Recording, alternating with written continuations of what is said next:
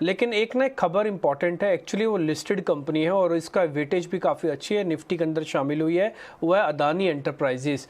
इस शेयर पे खबर यह है कि एफपीओ के जरिए करीब 20,000 करोड़ रुपए कंपनी की जुटाने की योजना है। सुबह शरद हमको यही बता भी रहे थे कि करीब 20,000 करोड़ रुपए के आसपास की रकम बनेगी।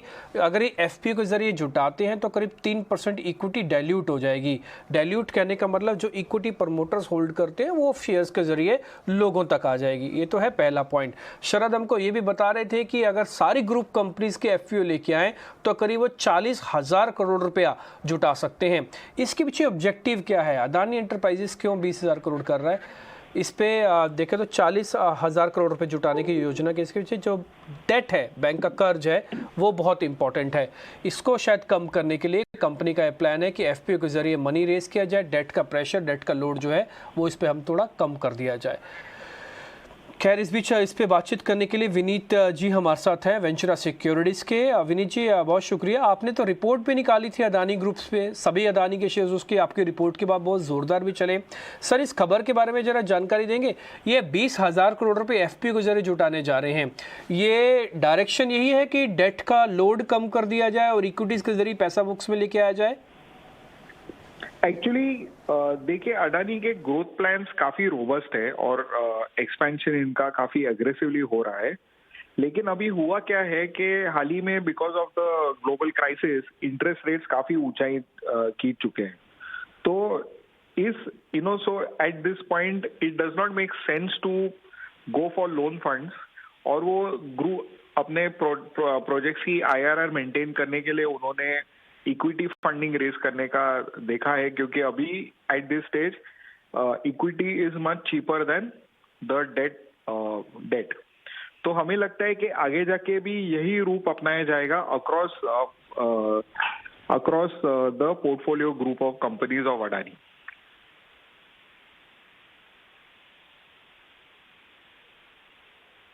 ये मान के चलें कि सिर्फ अदानी एंटरप्राइजेस का एफपीओ नहीं होगा, आने वाले दिनों में और कंपनीज के भी एफपीओ आ सकते हैं, क्योंकि जहाँ जहाँ पे होल्डिंग ज़्यादा है और रूम है एफपीओ लेके आने का, इक्विटी डाइल्यूट करने का, वो सारे शेयर्स की फिर वैल्यूएशन को री रेट करना होगा। ये तो अलग तरीके से री रेटिंग शुरू हो जाएगी फिर तो।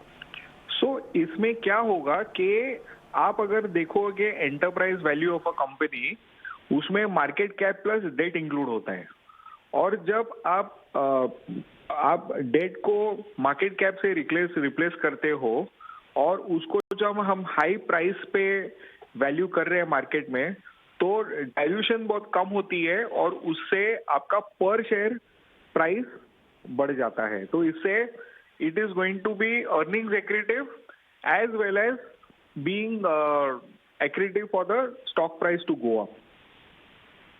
सारे ग्रुप कंपनीज बहुत क्लोजली स्टडी किए हैं। ये कंपनी अपनी एंटरप्राइजेस जो है वो एफपीओ के जरिए जो पैसा रेज करना चाहती है, उसमें blue blooded investors, Mubadala ADIA वैरायटी, सॉवरेन फंड्स वैरायटी को भी जोड़ने के मूड में है और बातचीत जारी है।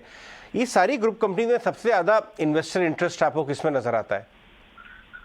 अडानी एंटरप्राइजेस में इन्वेस्टर इंटरेस्ट तो जारी रहेगा, बट हमें लगता है कि इस समय आपका अडानी पोर्ट्स और गुजरात अंबुजा जैसे शहर है जहां पे ग्रोथ स्टोरी पैन आउट होनी बाकी है, और यहाँ पे शेयर होल्डर्स को काफी इंट्रिंसिक वैल्यू से डिस्काउंट में शेयर्स मिल रहे हैं।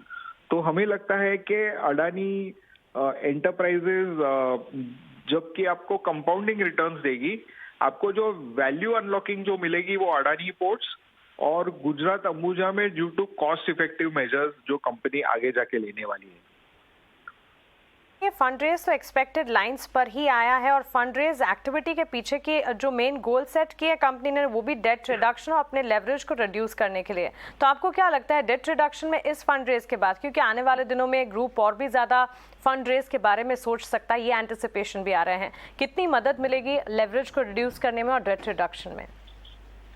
नहीं, जैसे मैंने आपको बताया कि Adani group had followed a leverage strategy of growth, but जबकि इंटरनेशनल मार्केट्स में इंटरेस्ट रेट्स काफी बढ़ चुके हैं, तो अभी इनकी इक्विटी काफी अट्रैक्टिव हो जाती है as a funding option for the growth.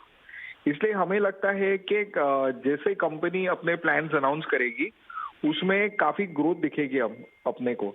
दूसरी चीज भी क्या हो सकती है कि इक्विटी रेज करने के लिए कंपनी अपना जो डाइवेस्टमेंट है, जैसे अनलॉकिंग वैल्यू ऑफ एयरपोर्ट्स हो या उनकी रोड वर्टिकल हो, उसको भी एक्सपीडाइट किया जा सकता है। तो हमें लगता है कि इससे काफी अच्छा ग्रोथ मिल जाएगा कंपनी को।